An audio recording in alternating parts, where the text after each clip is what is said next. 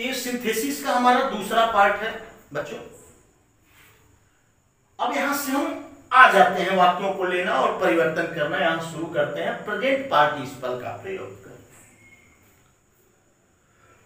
Present participle है क्या? संक्षेप में अगर हम प्रेजेंट पार्टिसिपल को परिभाषित करें तो हम परिभाषित करेंगे कि present participle represents an action as going on or incomplete. Time is, जो इसका टाइम होता है प्रिंसिपल क्या है, टेंस हम कह देंगे। तो time is determined by finite clause and not by participle. Finite clause, जिसको हम मूलतः मुख्य क्रिया कहते हैं। प्रेजेंट पार्टिसिपल एक बहुत व्यापक अवधारणा है और शुद्ध शुद्ध इसका जो वाक्य में प्रयोग है जोड़ में, उसका संबंध हमारी क्रिया के साथ कर या हुए, जब क्रिया में कर या हुए जुड़ता है तो वह हिंदी वाक्य में, तो वह हमारा प्रेजेंट पार्टिसिपल होता है। और अंग्रेजी में क्या जुड़ेगा? मुख्य क्रिया में आईएनजी, अगर भी जो हमारी फिनिट वर्ब है,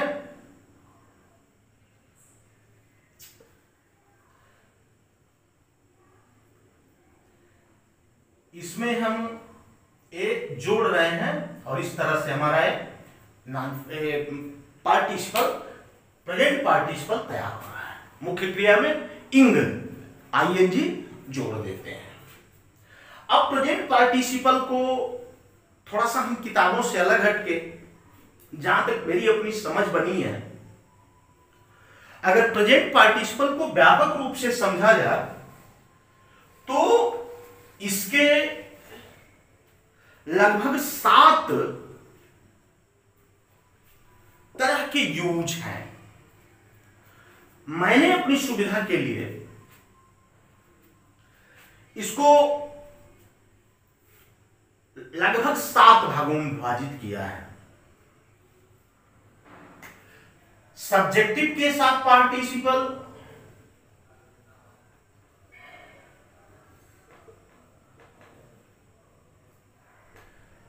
ये आपका है पहला, इसमें है सब्जेक्टिव केस ऑफ पार्टिसिपल। दूसरा है ऑब्जेक्टिव केस ऑफ पार्टिसिपल। तीसरा, अगर हम इसको वाक्यों के रचना और जो परिवेश है उसके दृष्टिकोण से करें तो एक चलता है while plus participle. While participle भी हम उसको कह सकते हैं। हम अपनी सुविधा के लिए, कहीं ऐसा आपको बुक में नहीं मिलेगा, हम विभिन्न वाक्यों के प्रकार के हिसाब से जब इंग का प्रयोग करके उस पार्टिसिपल को रखते हैं तो वह सब्जेक्ट को मॉडिफाई करते हुए, यानी सब्जेक्ट से पहले, ऑब्जेक्ट के तुरंत बाद, व्हाइल के तुरंत बाद, इस तरह की चीजें आती हैं। तो मैंने सहज रूप से आपको समझाने के लिए इन सब चीजों का प्रयोग किया है। चौथा है मोड ऑफ एक्शन। अब बताएंगे कहां वो चीज जब आएगी तो मोड ऑफ एक्शन क्या उसका हो जाता है। पांचवा है एडजेक्टिव के रूप में पार्टिसिपल, और छठा है हम एडवर्ब के रूप में प्रेजेंट पार्टिसिपल का प्रयोग करेंगे, और सातवां है बीइंग पार्टिसिपल, बीईआईएनजी बीइंग पार्टिसिपल। अब इसके अगर हम पहले चीज को लें, जैसा कि हमने पास कोई किताब में आपको नहीं मिलेगी, मैं अपनी सहज समझाने के लिए आपको ले रहा हूं ए सब्जेक्टिव केस ऑफ पार्टिसिपल। तो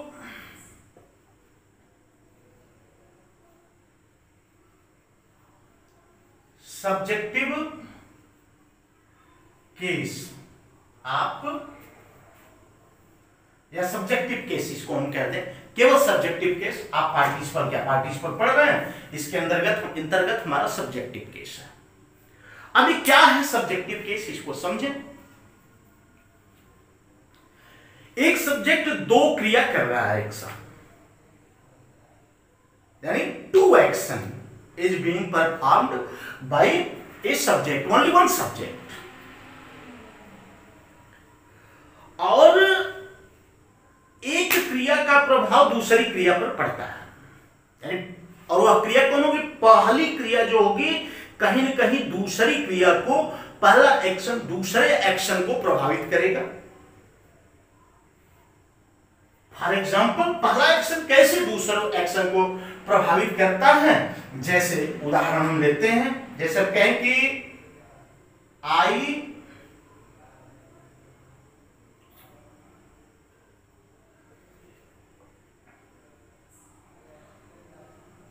I saw a snake।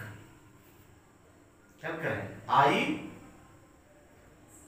saw a snake। I got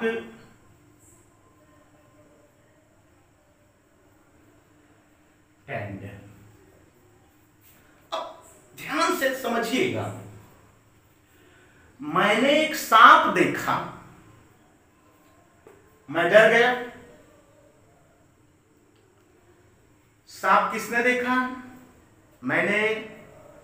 डरा कौन? मैंने, यानी मैं डरा, मैं ही सांप देखा, मैं डर गया। मतलब सांप के देखने का प्रभाव किस पर पड़ा? मुझ पर पड़ा, और मेरी दूसरी क्रिया हुई कि मैं डर गया। यह पर डरना, देखना यानी देखा, यह क्या है? कारण है, और इसका प्रभाव क्या है? डर जाना। क्यों डरा? क्योंकि सांप देखा। क्या हुआ सांप देखने से? डर गया। तो पहली क्रिया का प्रभाव दूसरी क्रिया परिलक्षित करती है, दर्शाती है कि डरने का कारण सांप देखना है। तो हम क्या करेंगे? पहली क्रिया के सब्जेक्ट को हटा लेंगे, क्योंकि सब्जेक्ट एक ही होगा। सब्जेक्ट को हमने हटा लिया। अब जो पहली क्रिया है, ख्याल हमेशा याद रखिए, आपको हमेशा ये देखना है कि पहले कौन, यह वाक्य अगर पहले कर दे और इस वाक्य को बाद में कर दे, तो हम बनाते समय, जोड़ते समय जो क्रिया पहले होगी उसको लाएंगे। अबे नहीं कि आई गॉट फ्राइटेंड पहले हो जाए और आई सॉ ए स्नेक बाद में हो जाए, तो हम गेटिंग फ्राइटेंड कर देंगे ना। पहले क्या हुआ? पहले देखा सांप, तब न डरा। तो इस वाक्य को हम पहले ही लिखेंगे, और जो पहली क्रिया है सा, इसको हम क्या करेंगे? प्रेजेंट पार्टिसिपल में बदलाएंगे, अर्थात इसके फर्स्ट फॉर्म में हम क्या करेंगे? आईएनजी जोड़ देंगे। और इस दूसरा एग्जांपल सब्जेक्टिव केस का, पहला आपने देखा, the baby heard the noise, he woke up।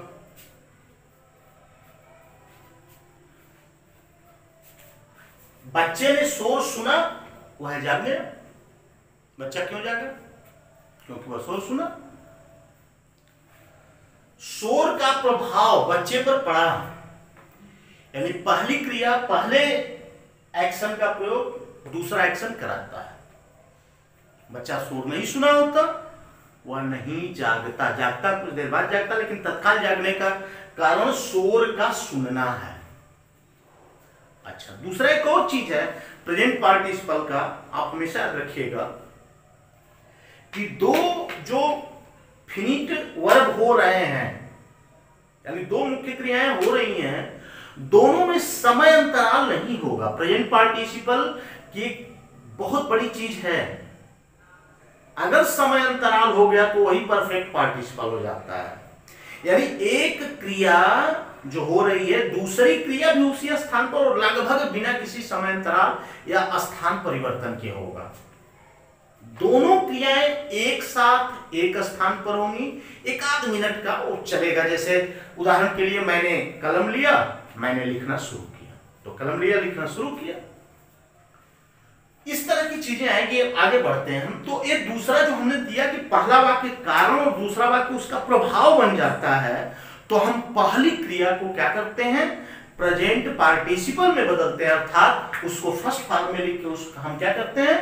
उसमें आईएनजी जोड़ देते हैं और उस पूरे के वाक्य में हिंदी में कर हो जाता है। The baby heard the noise, he woke up, लड़का शोर सुना, बच्चा शोर सुना, वह जाग गया। अब यहां क्या है, शोर सुनकर बच्चा जाग गया, यह हमारा सेंटेंस होगा। अब इसको अगर हम बदलें तो हमारा सेंटेंस होगा, द बेबी को ले जाएंगे यहां, तो अब हमारा सेंटेंस है, हम इसी से शुरू करेंगे, क्या, हियरिंग,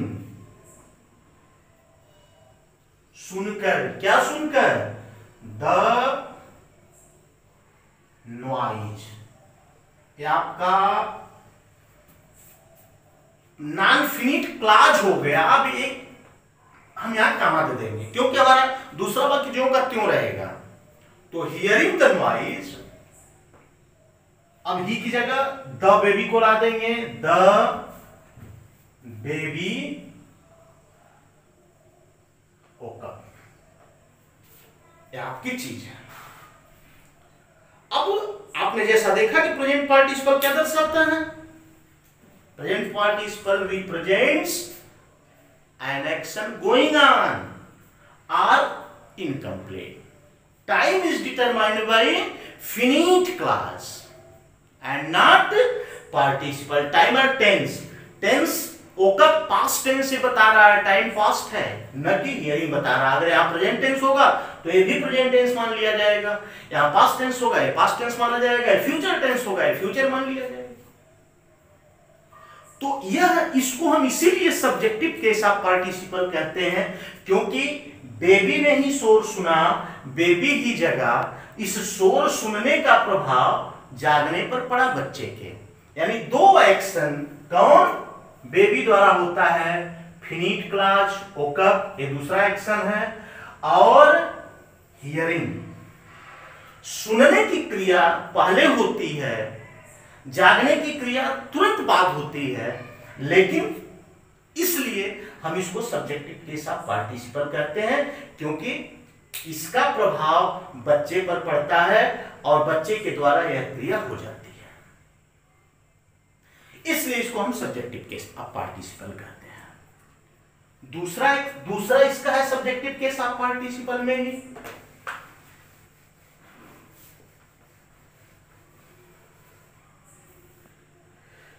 कि अगर एक ही स्थान विशेष पर, एक ही समय विशेष पर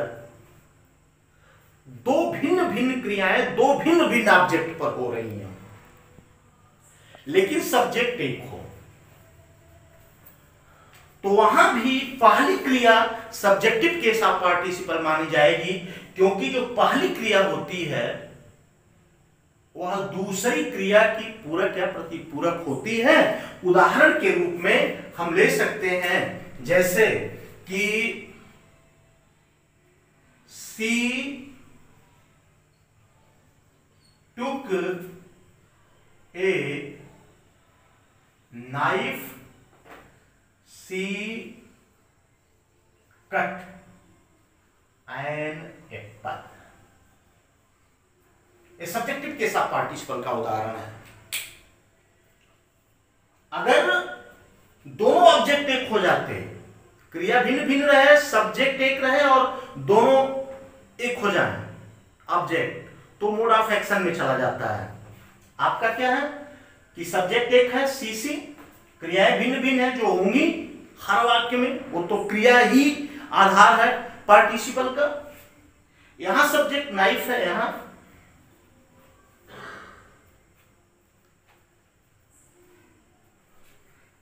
ऐसी स्थिति में निश्चित रूप से सेव किससे काटेगा, नाइफ से।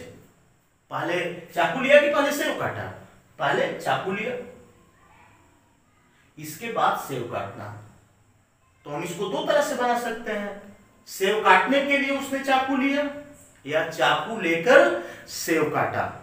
अगर सेव काटने के लिए उसने चाकू लिया कहेंगे तो इन्फिनिटिव में चला जाएगा, जो बाद में पढ़ेंगे। हम पढ़ रहे हैं प्रेजेंट पार्टिसिपल, तो हम सीधे सीधे क्या कहेंगे, इसके पहले सब्जेक्ट को हटाएंगे और टुक को क्या करेंगे, टेकिंग में बदल देंगे। फर्स्ट फॉर्म इसका टेक होगा तो इसको टेकिंग कर देंगे, टेकिंग ए KNIFE नाइफ। अब यहां जहां फुल स्टॉप है वहां का मतलब नहीं, क्योंकि ये क्लास है, नॉन फिनिट क्लास है।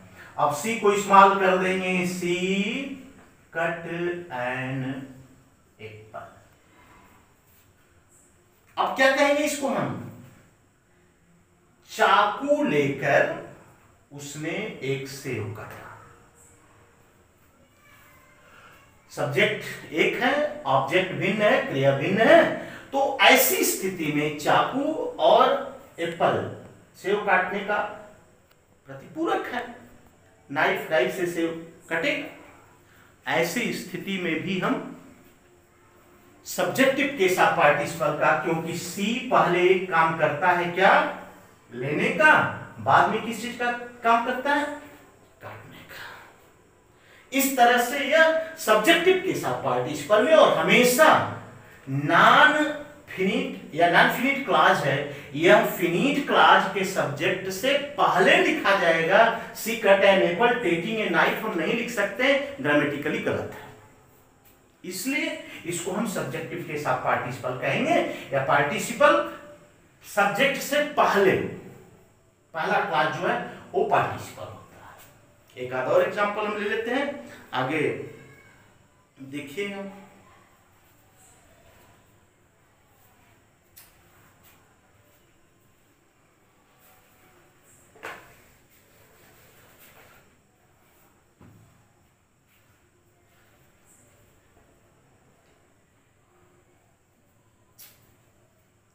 रवि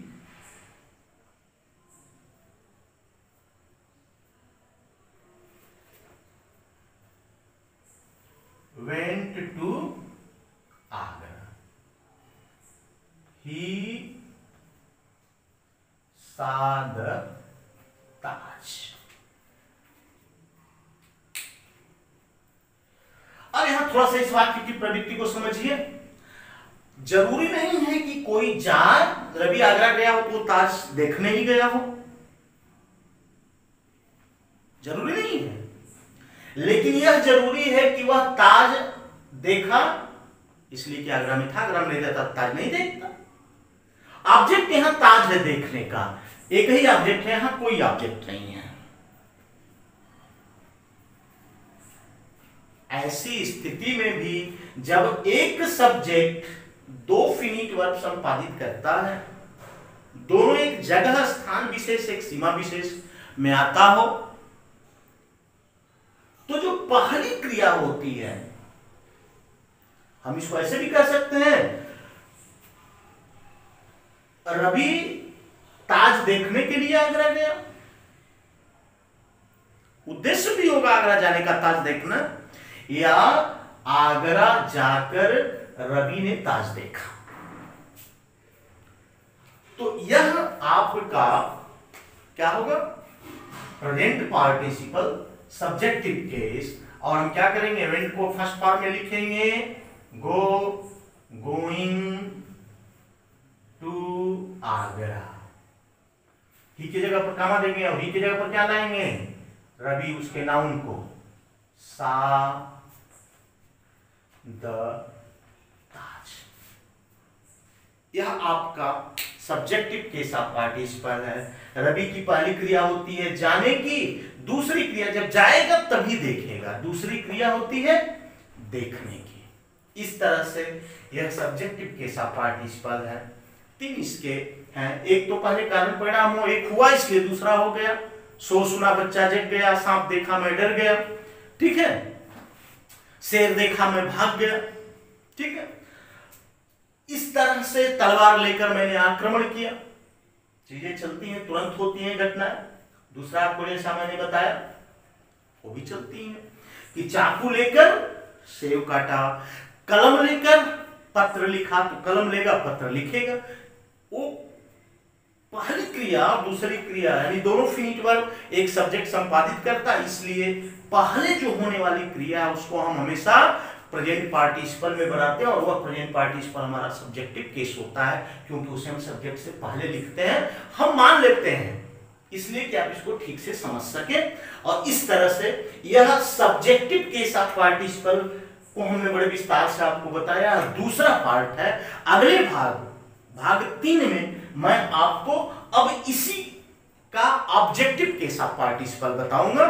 धन्यवाद। आप इसको देखिए, पढ़िए, लिखिए, कॉपी में नोट करने का प्रयास करिए। अगर कोई दिक्कत होती है तो पूछिए। चैनल को सब्सक्राइब करें, लाइक करें, शेयर करें।